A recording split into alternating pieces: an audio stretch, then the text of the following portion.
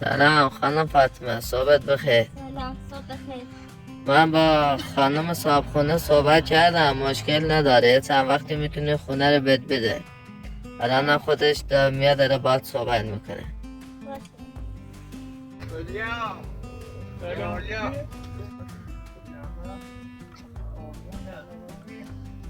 ایگون اتاق وسیله داخل شما چیه؟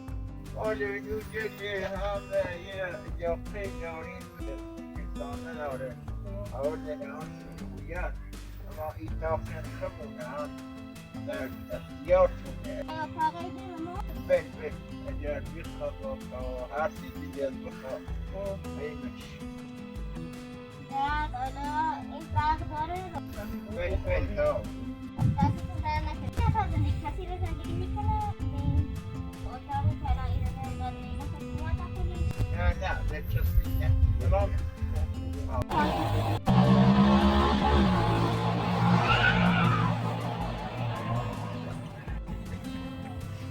شما رو انداختیم تو زحمت.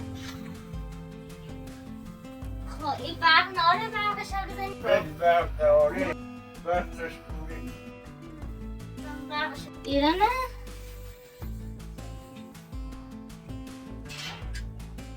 یه برقشه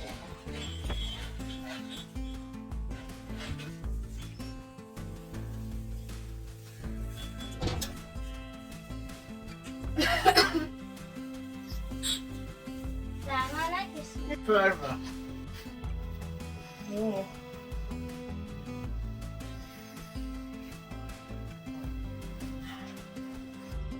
امیری تو امرا قابل میاد زحمت نکشید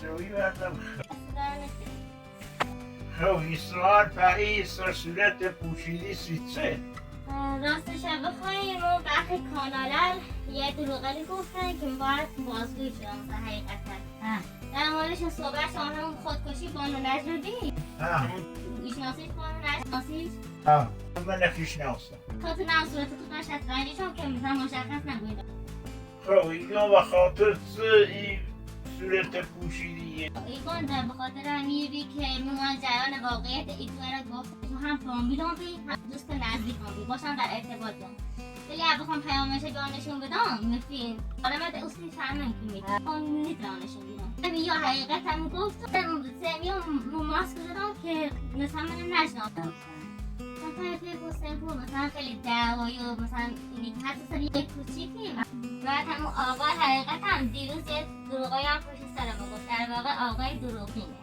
یه آقای حقیقت هم اولش در مورد نجمن درست گفته که خاطریشه ولی بعدش هم اومد سر ما که بازدید بیشتری جذب کنه ولی در مورد یه هم توضیح کن بعدن سیتون حالا شما بفرما این چایی رو بخیرید که مثلا چایی بخیرن چایی اگه بکنم ماسک بیارم درجه البته همه کانالات درون نیستن فقط برخیاشون جلیه حالا سعی که من بیشترشون توضیح به ماسک بینندیه آقای اپراتور صحبت شد گفت که بیان داخل روستا چون داخل شهر چند نفر همین آدم بل آقای همین شیروان و خانواده ناسایی با بیان این گفتن این خودن دنبال ما سینیور گفتین داخل شهر ما کسی نزد این ماسکی زنان خشن دونه که بخوام برم خشن گیری افتاد دلوب شدن کانال یوتیوب بدون مجوزن دارن فیلمبرداری کنن از اماکن عمومی اون بده حتی میگفتم حتی اونم سیخش مشکل سازی باید میگفتم آقای اپراتور صحبت گفت بیاین داخل دوستا هم چند نفر همکاران ایران هستن و همکارانمون اقواممون مثلا ایتر مثلا کمک ممکن مثلا بخوام بیان سوتی بزنن یا بیان با ما در واکنه مثلا این ایتر جلوشونه بخاطر همون ما هم روستا کیشایی مثلا برخی بینندی اعلان گفتن تو باید مشخصه که مثلا داخل شهر بزرگ آبیدید اینا دستل سفیده خب داخل روستا نیست خب من اولا گفتم که روستاییم من داخل شهر بیدم بتونم حقیقت گفتم داخل شهر بیدم اون اجاره ای بید و داخل روستا زیاد ناومدم برخی بینندگل گفتن لباس مثلا اشعاری پوشی بهتره خاطر احترامش هم این لباس پوشیدم این لباس هم فرهنگ خمونه رشته زندگی کنم با این لباس نیم رفت آمد کنم با لباس شهری رفت آمد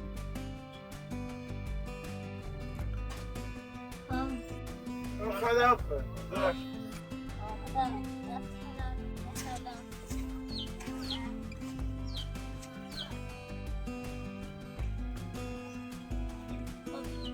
دل محترم بیاین تا بریم بالا داشت بهتره.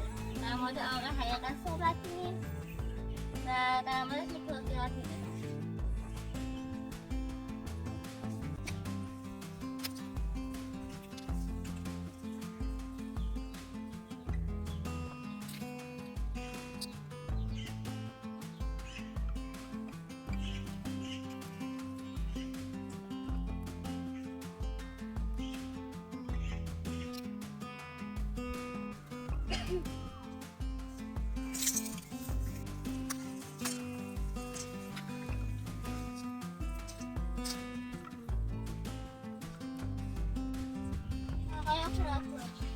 بله. تو رو بدیم تا اون فیلم آقا حقیقت همه سرچ کنم در مورد فیلم توضیحات بدم. باش. صحبت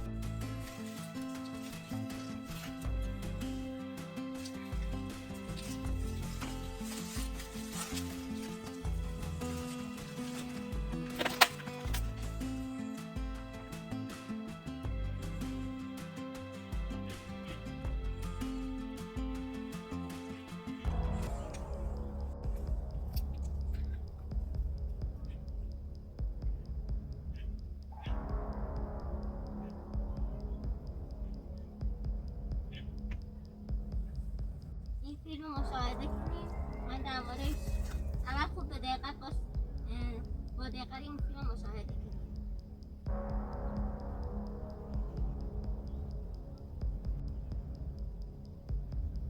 فاطمه به مخاطبین خودش نشون داد و این ویدیو را بررسی میکنه.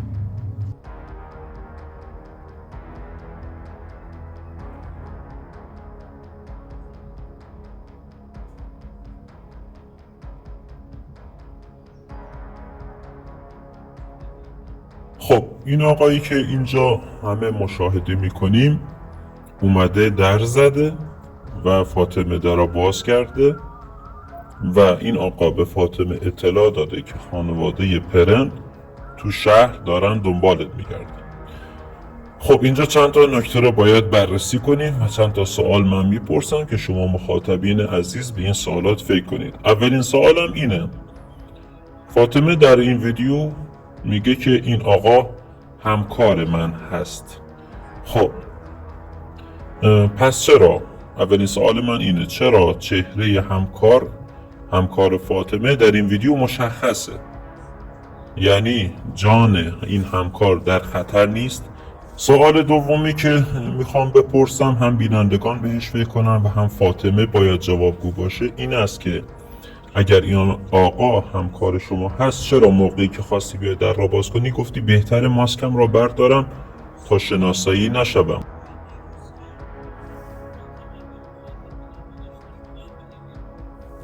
و این آقا همکار شماست و چرا با ماسک نیومدین و در را باز کنید؟ سوال بعدی که میخوام بپرسم اینه که این آقا میگه در شهر دارن دنبالت میگردن، به فاطمه میگه خانواده پرن در شهر دنبالتو دارن میگردن، اما ما مشاهده کردیم که فاطمه گفت من در یک روستا مستقر شدم.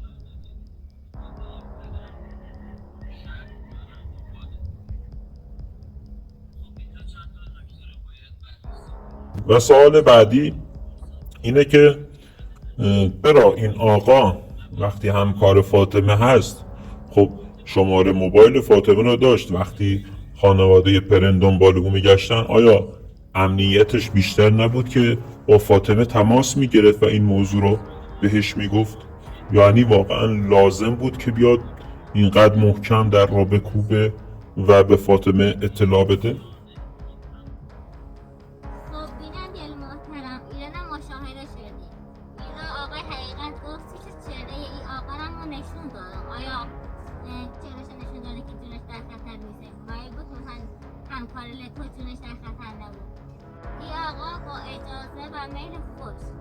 اجازه داد که ما ازش برداری کنم. من بس گفتم که خصوصا بکشم، ولی با اجازه گفتم هیچ ترسی از خانواده پرن ندارم. راستش بخواین یکی از دنبال کننده خانواده پرن هم هستش. فیلماش هم دنبالی کنه، مثل خیلی از شماها، مثل خیلی از بینندگانی که کانال پرن دارن، این آقا هم کانال پرن هم دنبالی کنه. خانم نجمه واقعا خیلی سیستم مهمی. حقیقتا مثلا میخواست حقیقت پنهان بمونه. با ما همکاری کرد. میخوام بشناسم ولی نمیخوام بیشتر از توضیح بدم که چطوری آقا رو شناسم. اگه بخوام بگم ممکنه مکانش هم پیدا کنم ولی خب میتونن کاری انجام بده. به قول همین آقا همکارا اینقدر هم مثلا اقوام فامیل همکار داره که مثلا میتونن خانواده پدرش آسیب برسونه. پشتوانش خیلی قویه.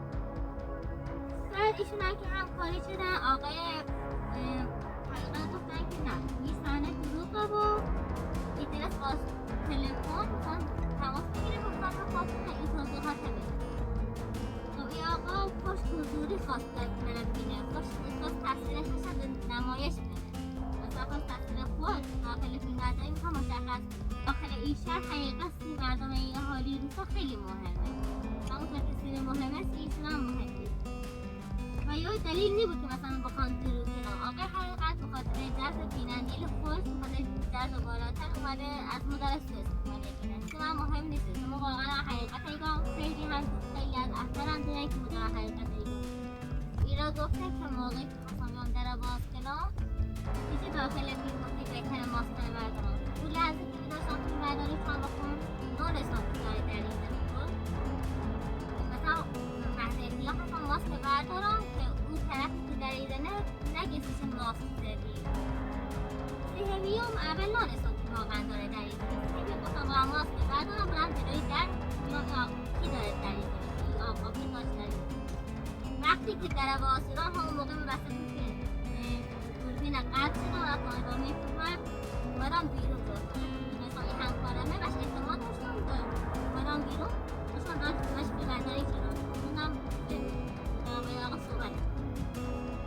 به آقا گفتم همکارم خواهد بسر کنید دارم برم سینه بیارم بیرون ادامه فیلم برداری نمیگیرم چون اول میشه داخل وقتی که مطمئنم با همکارمه که ادامه شد یه چیز مهم نیست با علیکی بحث آورده این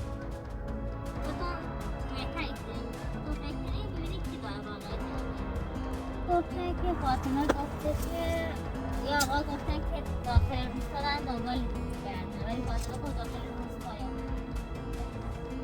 فاطمه ایگیر شهره ولی اون آقا همکارم ایگیر روستا این دسته که بگم که مرد اون رو اون محله که به حساب اون رو جز روستا حسابی ولی به کلی مداخل شهر اون محله که مداخلش هم گفتن روستایی این چیز مهم خاصی نیست که مثلا این آقای حقیقت گفت که این آقا هیچی تماس نگرفت با فاطمه این موضوع رو در می‌کنه شما در مثلا درز حضوری بسته لازم به حضوری بیاد دیگه این آقا کار کاسبیش نزدیک خونه شد بعد این آقا به خاطر همین یه حضوریش مثلا شرایطش نداشت که ما تماس بگیره شاید مثلا واقعا خوش خواست بیاد حضوری با ما این جریان در میون بذاره این چیز مهمی نیست که مثلا آقای حقیقت سری بحث الکی مثلا یه گیریده یه چیز خاصی نبید که باید تلفنی بگه یا حضوری این آقا نزدیک خونه ما بود محل کار کاسبیش نزدیک خونه ما بود زنیا به خاطر خود به خاطر امنیت ما باید جدی با هم حضوری صحبت کنیم تا داخل تلفن ما یا مثلا اهمیت میداد چون همه با خانواده پدر میترسان یا آقا گفت باید بریم بهتره که بریم سمی هم حرفش اکیل شد و اومدم داخل این روستا تو واقعا اونم همکار مثلا کسی نمی‌رفتم که هوامه داشته بود فقط همین آقای همکار بیاد همون صاحبخونه هم بید حالا در مورد صاحبخونه هم توضیح داشتید ادامه فیلم مشاهده کنید سوالی که اینجا پیش میاد اینه که چرا چهره صاحب خونه مخفی شده اگر واقعا مسئله امنیتیه پس چرا چهره همکار فاطمه نشون داده شده در تصویر اما چهره صاحب خانه نمایان نیست و چرا سوال بعدی اینه که چرا فاطمه موضوع خانواده پرن را به صاحب خانه گفت اصلا لازم بود که صاحب خانه فاطمه را بشناسه و بدونه که کارش چیه و به چه دلیل اومده اینجا در این خانه و چرا فاطمه موضوع دشمنی با خانواده پرن را به صاحب خانه توضیح داد چه لزومی بود که این موضوع را به صاحب خونه بگه ویدیو را با هم ببینید.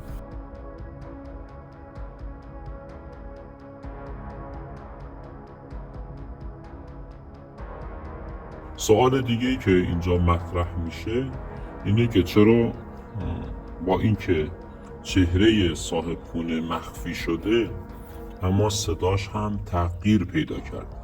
چه دلیلی داشت که صدای این صاحب خونه تغییر پیدا کنه؟ دلیلش رو من در آخر ویدیو اثبات خواهم کرد بهتون. این آقای حقیقت که البته باید بگیم آقای دروغی گفته که ما همون لحظه که خواستم برم همون لحظه اپراتور من پیدا شدم، همون لحظه صاحبونه و از حرف این لحظه که ما داخل فیلم های قبلی توضیح دادم دنبال اپراتور هستم و تو شرایطی که میتونم با اپراتور وقتی برداری. البته داخل شهر و داخل خونه خون راحت ترسم بخون برداری کنم زیاد مثلا نیازی به اپراتور نداشتم. ولی اون موقع که این آقا من گفت باید زیره بری همون موقع فیلم قطع شدم زنگ دادم به آقای یه نفر که زیر نظر داشتن اپراتور تماس گرفتم باش گفتم باید بیایستی فیلم برداری ایتری همین الان مخاطب برسون با ماشین چون ماشینم داشت ماشینم که داشت گفتم راحت رسید.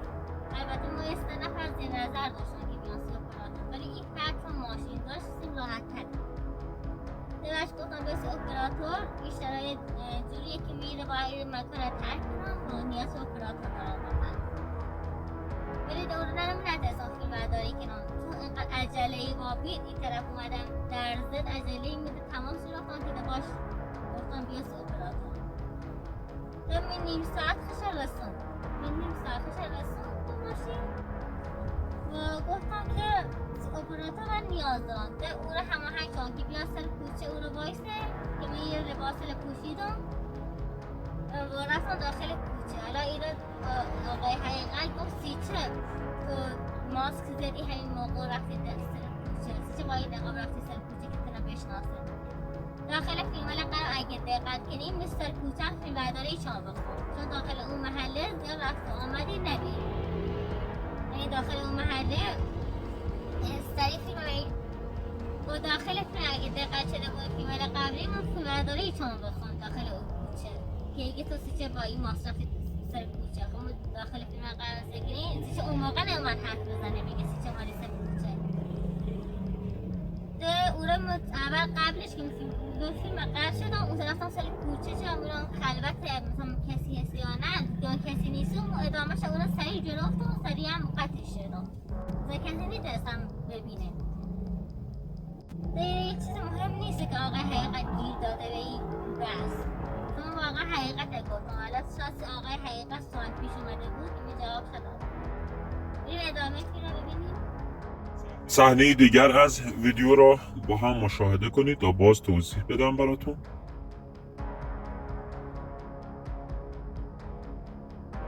اونطور که میبینید فاطمه اینجا میخواد که از خونه بیرون بره و به روستای دیگه بره. چند تا سوال اینجا پیش میاد باز. یک، چرا فاطمه با همون لباسی که فیلم برداری میکرده و همه میشناسنش داره از این خونه خارج میشه؟ سوال دوم، چرا ماسک استفاده کرده؟ خب هر کسی که تو خیابون ایشون را ببینه یا تو کوچه ببینه مشکوک میشه به. و سوال سوم، مگر قرار نیست یک اپراتور دنبالش بیاد و با اپراتور به اون روستا بره، با اون فیلمبردار به روستا بره؟ خب و هماهنگ هم کرده با فیلمبردار که بیاد دنبالش.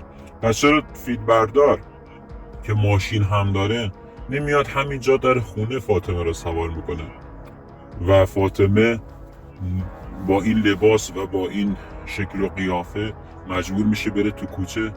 آیا اپراتور نمیتونست بیاد همینجا و فاطمه رو سوار کنه؟ آیا امنیتش بیشتر نبود؟ همونطور که مشاهده شده ایران گفته که با این کوچهش میرفتم بیرون.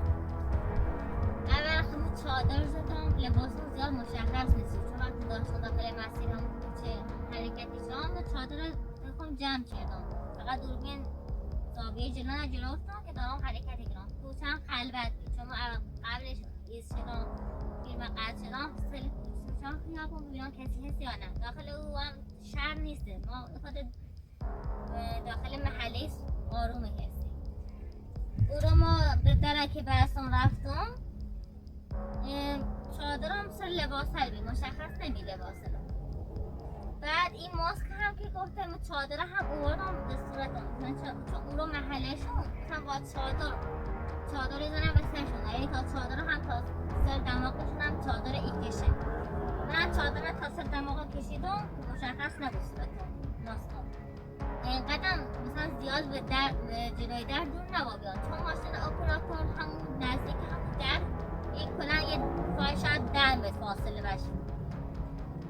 دم او رو فیلم از ماشین فیلم برداری نکردم، چون اگه از فیلم برداری کامل بخواستم مشاهده فیلم برداری کنم، اگه بخواستم از ماشین کامل فیلم برداری کنم ممکن بود ماشین رو تشخیص بده که این ماشین مالی کیه، یا پلاک ماشین رو ببینه و از طریق پلاک ماشین تشخیص داده بود. اپراتور مثلا با استفاده از اون ماشین تونستم راحت پیداش کنه. زمیو می نخواستم به ماشین هم فیلم برداری کنم برش. اینم از یو بریم بعدی. و الان میرسیم به حساس ترین لحظه این ویدیو، زمانی که فاطمه به داخل ماشین اپراتور سوار میشه و حرکت میکنن. با هم دیگه این ویدیو رو ببینید تا من توضیحات حساسش را بهتون بگم.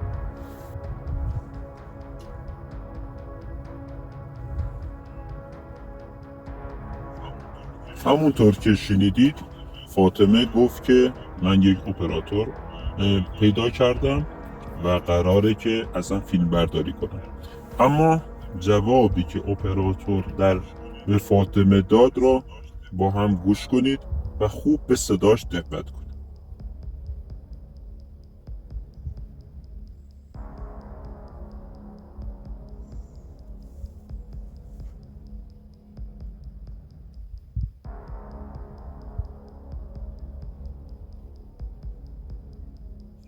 خب الان من صدای صاحب خونه را که اونجا با فاطمه صحبت کرده بود را نیز دوباره براتون پخش میکنم و با این صدای اپراتور که الان تو ماشین صحبت کرد مقایسه کنید و متوجه خواهید شد که این صداها دقیقاً مال یک نفره و ایشون کسی نیست جز برادر فاطمه که همراهش بوده این مدت و الان اونو به عنوان اپراتور میخواد معرفی کنه. این خونه مال خود این هاست، مال پدرشون میلاد هست و فقط میخوان که شما بینندگان را فریب بدن. لطفاً خوب دقت کنید به صدا. خب عزیزان، من یه سری نکاتی را توضیح اینجا گفت اول که این رو ادامه گفت که صدای اپراتور با صدای صاحبخونه برابر. خب میخوام صداش رو یکی کنم، صداش قابل تشخیص نبود، چون دونه که داخل برنامه که من درست کنم یا ادیت کنم خود وقتی برسه میام به اون لحظه عجله که مدارم شان صداشون رو یکی زدم، صداش قابل شناسایی نبود. صدا میتونه بگه که این واقعا صدا مال اپراتور یا مال ساخونه. الان سه تا دیدامش این با اینا گفته که اسم پدر فاطمه میلاده. مثلا اسم پدرم میلاد نیسته و چه سند و مدرکی داره این توضیح نیده که پدر میلاد اسم و به خاطر اینکه داخل روستا گفتن این فاطمه اورجینال دختر میلاده، این طرف فکر کنه که واقعا راست میگن و این خوش بابر تحقیق کنه، مدرک جمع کنه که واقعا دختر این آقا هستم یا نه. چون دو تا حرف مردم میزنه باید بیاد حرف مردم گوش بده یا خوش بابر تحقیق کنه. به نظرتون این کاملا دروغه؟ گفته که اپراتور و ساخمونه برادرشه یا کاملا دروغه؟ من اصلا برادر ندارم و چه سند و مدرکی گفته یا برادرشه؟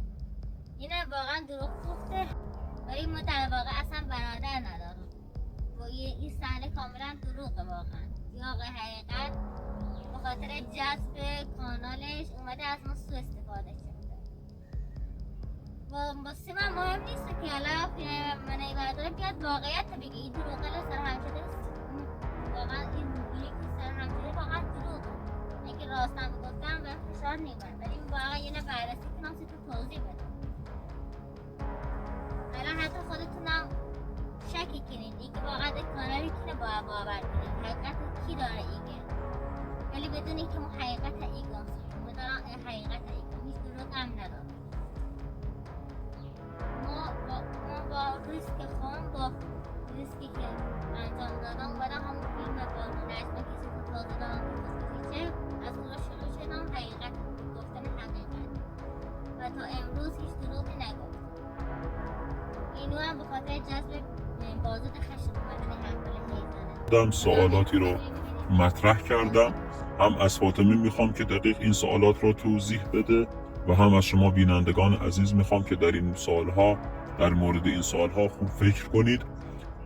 خدا را شاهد میگیرم که این خانم همه ما را فریب داده، همه شما مخاطبین را فریب داده. من واقعا متاسفم برای فاطمه که واقعا این کار را با ما کرد، این کار را با مخاطبین کرد، چون من خودم یکی از سرسخت‌ترین طرفدار این دختر بودم ولی متاسفانه با احساسات ما بازی کرد و متاسفانه طبق مدارکی که الان من توضیح دادم ایشون همه ما رو فریب داد.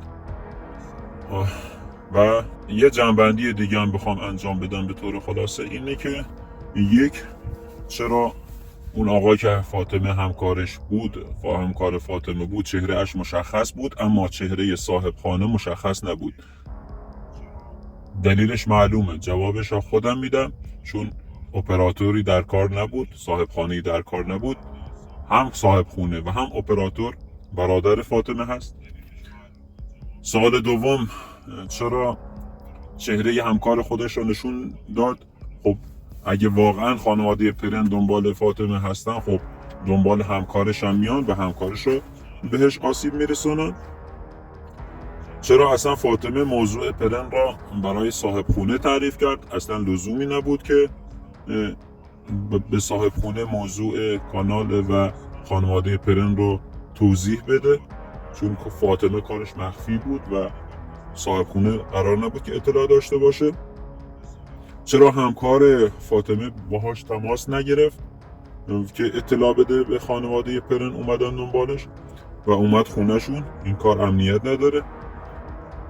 و چرا لباسی که همه میدونن مال فاطمه است، چرا ماسکی که همه میدونن ماسک فاطمه است، فاطمه با اون ماسک با اون چهره اومد تو خیابون اما موقعی که جلوی همکارش ظاهر شد از ماسک استفاده نکرد و گفت باید ماسک رو در بیارم؟ این به نظر شما تناقض نداره؟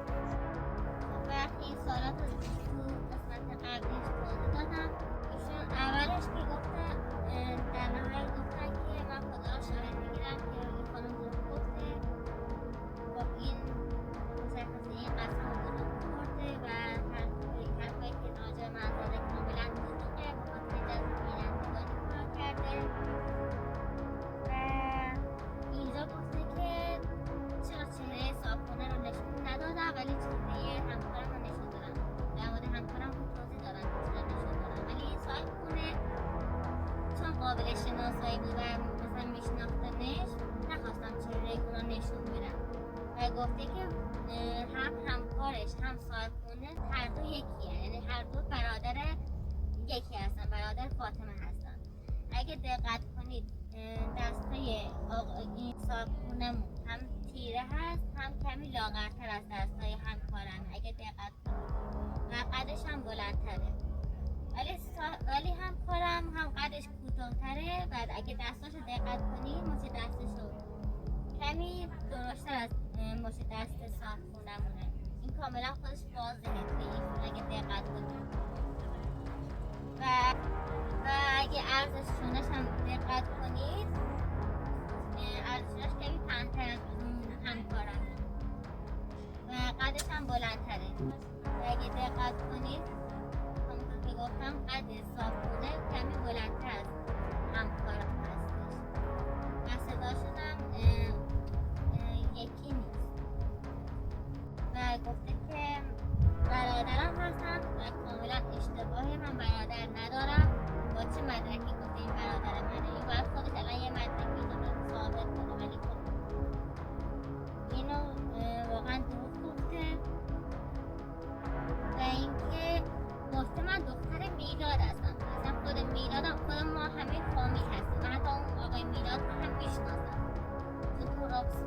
شما در مورد اون دختری که میگن دختر میلاد هست واقعا اشتباهه، چون دختر میلاد نیستم و تو اون روستا پر شده که من دختر میلادم. اگه واقعا دختر میلادم که به گفته همین ایشون که من دختر میلادم، آقای میلاد کجا اصلا پسر ندارن و چطور میگه این برادرشه و دختر میلاده؟ این خودش یه دروغه، این خودش مدرکه. میتونی بری از اهالی روستا در مورد اون آقای میلاد هم بپرسی. و دو تا دروغ گفته، یکی که دختر میلاد هستم، یکی که برادر میلاد. آقای میلاد اصلا پسر نداره و این دروغه و من دختر میلاد هم نیستم. این دو تا دروغ که ایشون گفت. در ادامه هم گفتن که همون یک فرد داخل اون خونه بوده و همین آقای اپراتور بوده که تا اول تا آخر فیلم داخل اون ویدیو باش همراهی میکرده فاطمه رو و بعد هم با هم به سمت لردگون رفتن. این اول ابتدای فیلم خب گفتن میخواد بره به سمت لردگون، ولی بعدش گفت میخواد بره به سمت روستا. من اصلا به سمت لردگون هم نرفتم، من فقط مسیر رو طی کردم و به سمت روستا رفتم. مثلا داخل لردگون حتی ایست هم نکردم که بخوام اونجا متوقف بشم. اینو دروغ گفته و اونجا هم گفته یه نفر داخل فیلم بوده. بله یه نفر داخل فیلم بود. وسطای فیلم من داشتم فیلم برداری میکردم، یه نفر در زد، من اونجا رو خود فیلم رو قطع کردم باز و دیگه فیلم نگرفتم. سریع رفتم ماسکم عوض کردم، لباسم عوض کردم، رفتم در رو باز کردم. وقتی که رفتم در رو باز کردم دیدم مادر صاحبخونه‌مون در زد. مادر صاحبخونه در زد، اومد که به من آویشن داد چون من سرما خورده بودم. بهتون گفتن که بیمار هستم. مگه میشه تو خونه کسی با من رفت آمد نکنه؟ اصلا رفت آمد ما داریم. صاحبخونه‌مون مادرش اومده بود بهم آویشن داد، یه دمنوش برام درست کرد و بعدش هم ادامه فیلم رو من دوباره رفتم نقاب آزادم فیلم برداری کردم. به مادر صاحبخونه‌مون هم گفتم که سکوت کنید، حرفی نزنید، من فیلم برداری رو انجام بدم و ادامه فیلم ایشون من داخل فیلم حضور داشتم ولی فیلم برداری نکردم ازشون. بیدایی نمیشه بگن برادرتونه، همسایمون که صاحبخونه‌مون هستش مادرشون بودن و منم وسطای فیلم دیگه ایشون رو نشون ندادم به خاطر امنیت ایشون دیگه. ایشون هم نشون ندادم چون ایشون هم قابل شناسایی بودن. همونطور که گفتم صاحبخونه قابل شناسایی هست، مادرشون هم قابل شناسایی بود.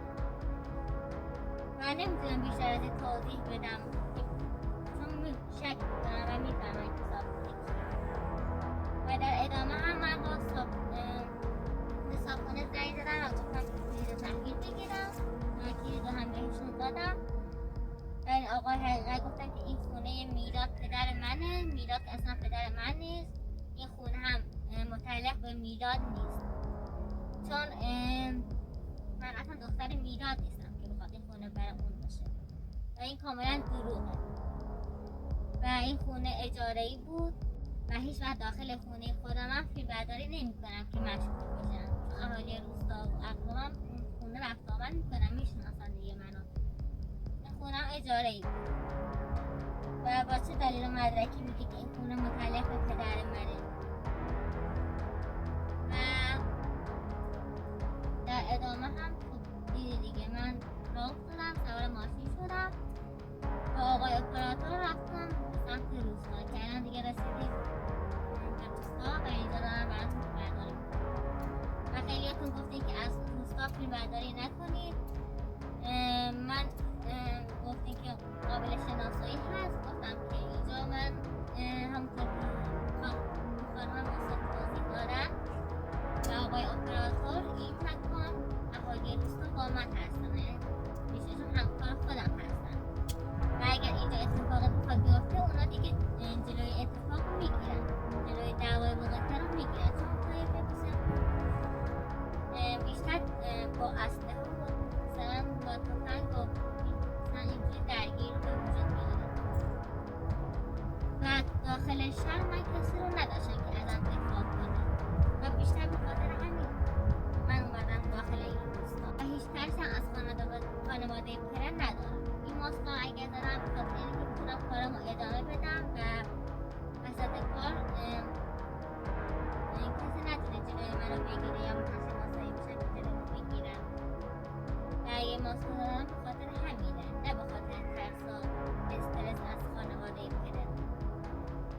وقتی که با رسم خودکشی کردم اتفاق براش افتاد، شروع کردم فیلم برداری و گفتن حقیقت، چون واقعا با رسم دوست احمام خودم بوده و باید خیلی به فشار این کار کرد. توضیحات هم دادم، خودتون امیدوارم درک کنید، بهتر بتونید فکر کنید ببینید حقیقت رو کی گفته. ایشون هم فقط به خاطر جذب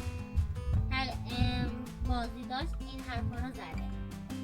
و اگه هم بخواین دقت کنیم یک ویدیو از آقای حقیقت ببینیم که یک سری نکات رو میخوام در موردشون توضیح بدم. دقت کنید چشمات آقای حقیقت پشت این ماسک مشخصه و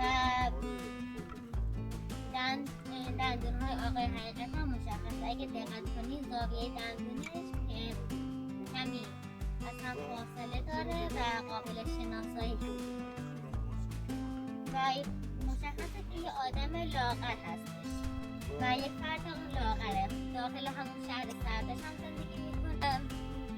ویدیوی اول آقای حقیقت، اولین ویدیویی که به اشتراک گذاشت از خودش فیلم گرفته بود، یعنی از لباسش، از ظاهرش و گفت که من اهل همون سردش هستم، از اقوام هم خانوادهش اقوام پرنت هستم و با هم هممون با هم نسبت فامیلی داریم. خودش هم گفت که من اهل سردش هستم. ویدیو اولش رو حذف کردم بخاطر اینکه پایین‌ترش مشخص بود و بینندگان گفتن که بهتره که پایین‌تر مشخص نباشه. ایشون هم رفتن سریع فیلم رو حذف کردن. من اون ویدیو اول رو ندارم، این ضبطش نکردم، ولی خیلی از بینندگان میدونن که ویدیو اولش با یک پیرن قرمز بود و یک شلوار بکنم مشکی مانند و خودتون بهتره فکر کنید که واقعا داره حقیقت رو میگه.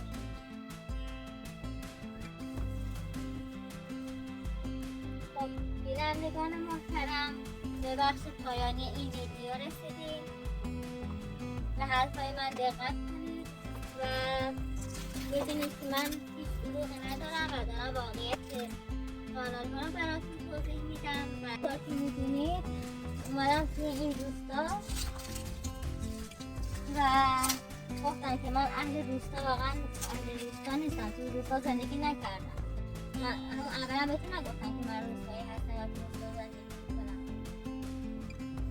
و بعد که دیرندگان براتون سوال پیش اومده که چرا تو باید مثلا دختر شهری باشی. خب آره من تو شهر زندگی کردم، شاید روستایی کم برام سخته ولی خب بهش عادت میکنم. تا ویدیو بعدی، خدا نگهدار.